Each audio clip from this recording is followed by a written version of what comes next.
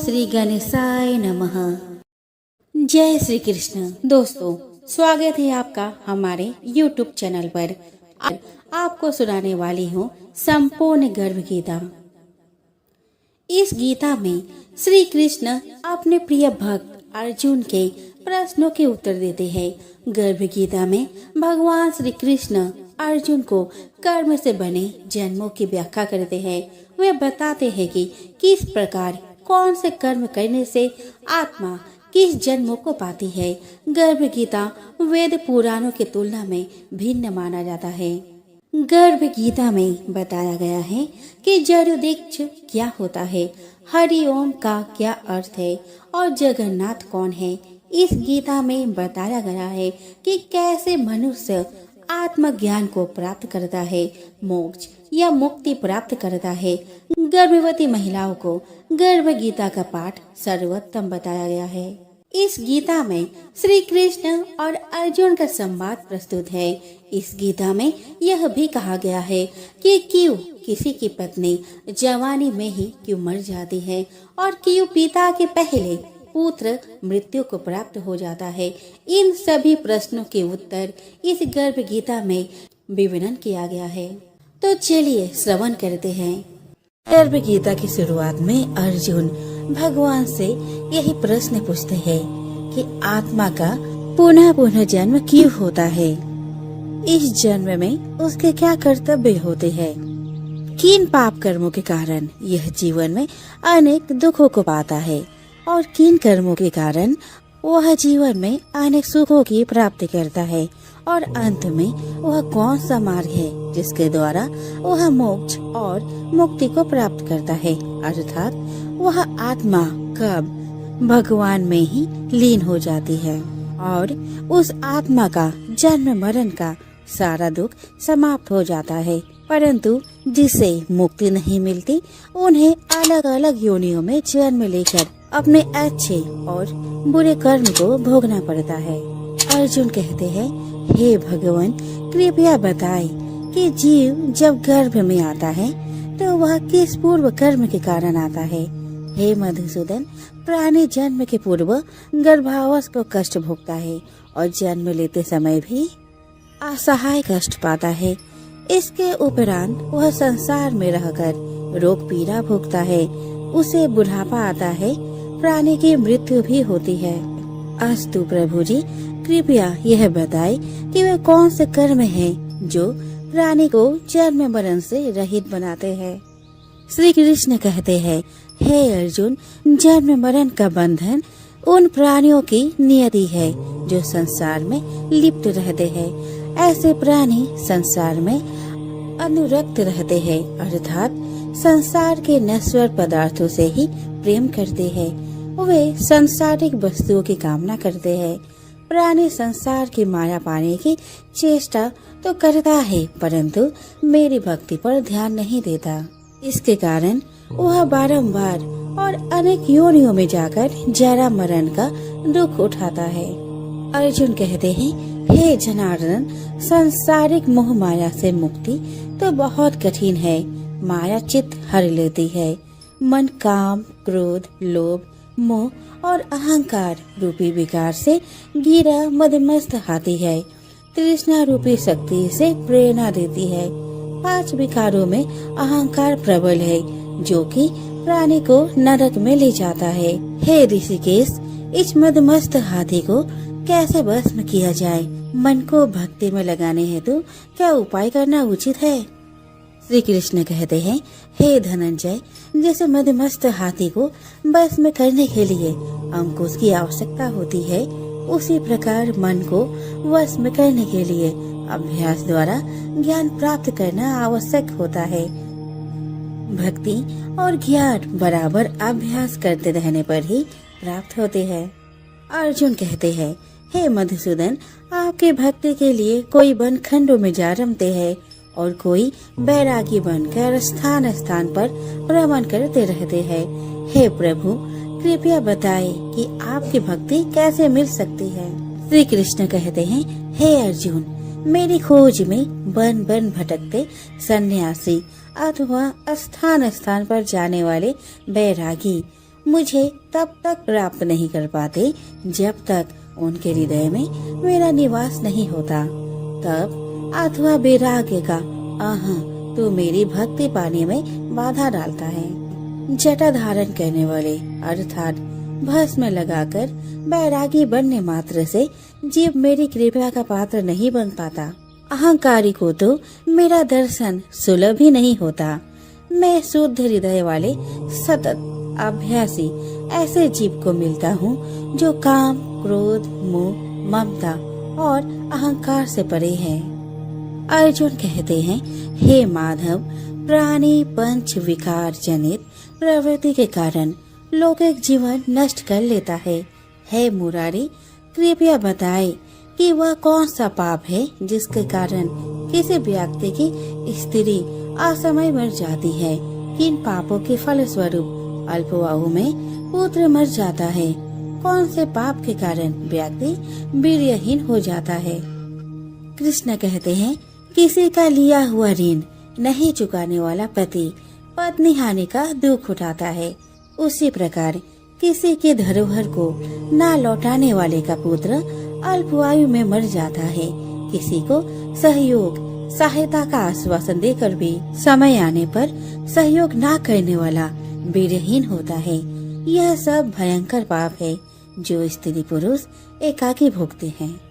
अर्जुन कहते हैं, हे दयानिधि, किस पाप के फलस्वरूप प्राणी सतत रोगी रहता है और किसको कर्म के फलस्वरूप बोझा ढोने वाला जघन्य पशु बनता है। श्री कृष्ण कहते हैं, हे अर्जुन, कोई सौभाग्यकांक्षिणी कन्या को बेचने वाला सतत रोगी रहता है। अभक्ष्य भोजन और मादक द्रव्यों का सेवन करने वाला अधम योनि में जन्म लेता है। झूठी गवाही देने वाला भोजन बनाकर पंच कवल कर स्वयं भोजन करने वाला बिल्ली और सूकर की योनि प्राप्त करता है। अर्जुन कहते हैं, हे प्रभु, इस संसार में जिनको आपने धन धान्य दिया है और उत्तम साधन दिए हैं, तो उनका पुण्य क्या था। श्री कृष्ण कहते हैं, उत्तम रीति से सुयोग्य पात्र को स्वर्ण आदि दान करने वाला धन धान्य और वाहन आदि पाता है। सत्य सनातन वैदिक रीति से सुयोग्य वर को विधि पूर्वक कन्या दान करने वाला उत्तम मानव योनि का अधिकारी बनाता है। अर्जुन कहते हैं, हे प्रभु, संसार में कोई तो सर्वांग सुंदर है और कोई कुरूप। सो श्रेष्ठ स्वास्थ्य और स्वरूपवान शरीर किन पुण्य से मिलता है। श्री कृष्ण कहते हैं, हे कौन्तेय, पुरुष का रूप स्वरूप नहीं गुण महत्वपूर्ण है। फिर भी आकर्षक देह संत विद्वानों की सेवा एवं निरंतर ज्ञान की आकांक्षा के फल स्वरूप मिलती है। अर्जुन कहते हैं, हे दयानिधि, प्राण, धन और सांसारिक सुखों से मोह क्यों रखता है। श्री कृष्ण कहते हैं, हे महाबाहु, अगर मेरी कृपा से प्राणी वंचित हो जाए तो धन दौलत और सांसारिक रूप आदि से प्रीति करने लगता है। यह सब नाशवान है। विवेकी साधक को इससे दूर रहना चाहिए। जो व्यक्ति सांसारिक मोह से मुक्त हो काशी, हरिद्वार, अवंतिका, अयोध्या आदि पवित्र स्थलों के दर्शन और मेरी निष्काम भक्ति करता है, वह राजा जैसी संपन्नता और ज्ञान प्राप्त करता है। इसी प्रकार विनम्र भाव से दान करने वाला, कामना रहित होकर दूसरों की सेवा करने वाला सदा अपनी आवश्यकता अनुसार धन पाता है। उसकी काया निरोगी रहती है। अर्जुन कहते हैं, हे प्रभु, प्राणी में रक्त विकार, खंड, वायु, अंधा अथवा पंगुता का कारण क्या है, बताने की कृपा करे।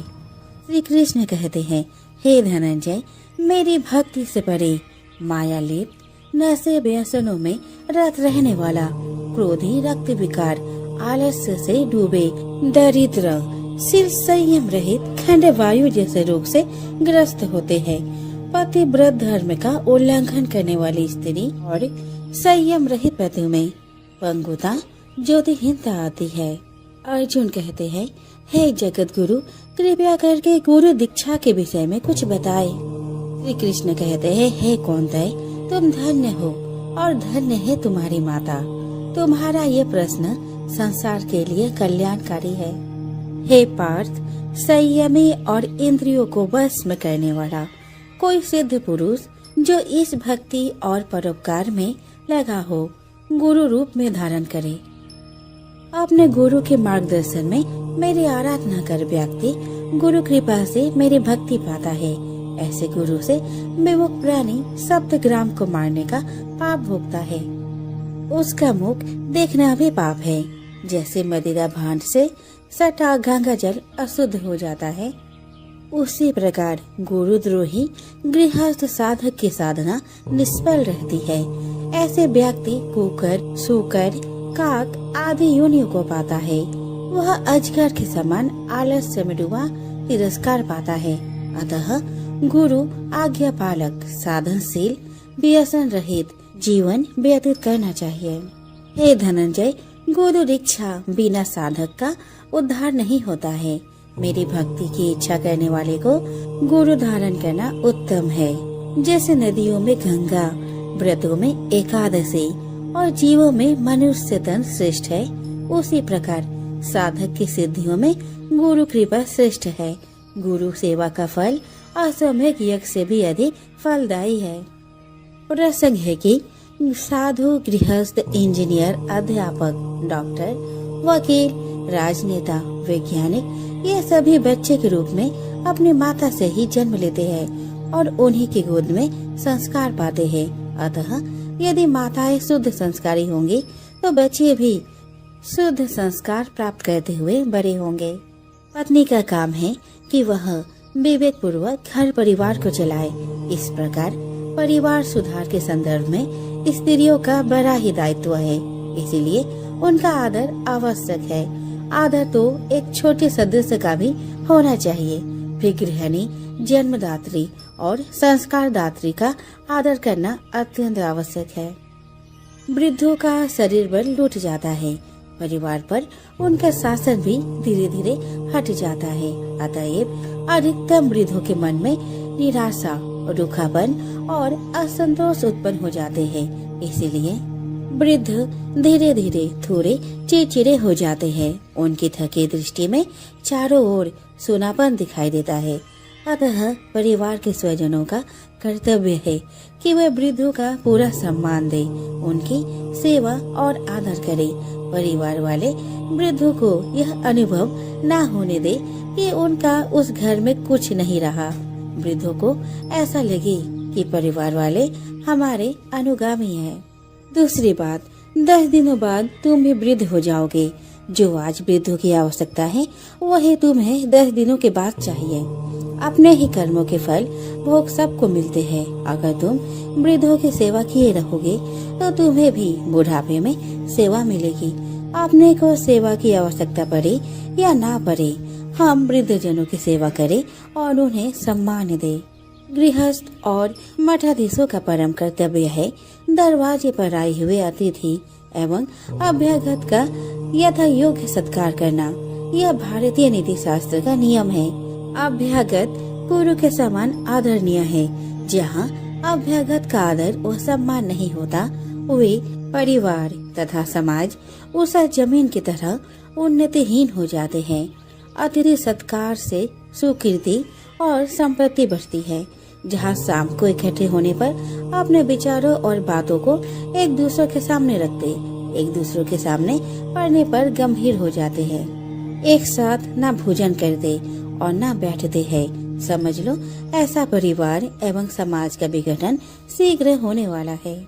परिवार एवं समाज के लोग जब शाम को इकट्ठे होते हैं तब वे यदि एक दूसरे से हंस हंस कर बातें करते हैं तो मालिक को अपने अपने कर्मों का लेखा जोखा देते तथा एक दूसरे को निश्चल होकर बताते हैं।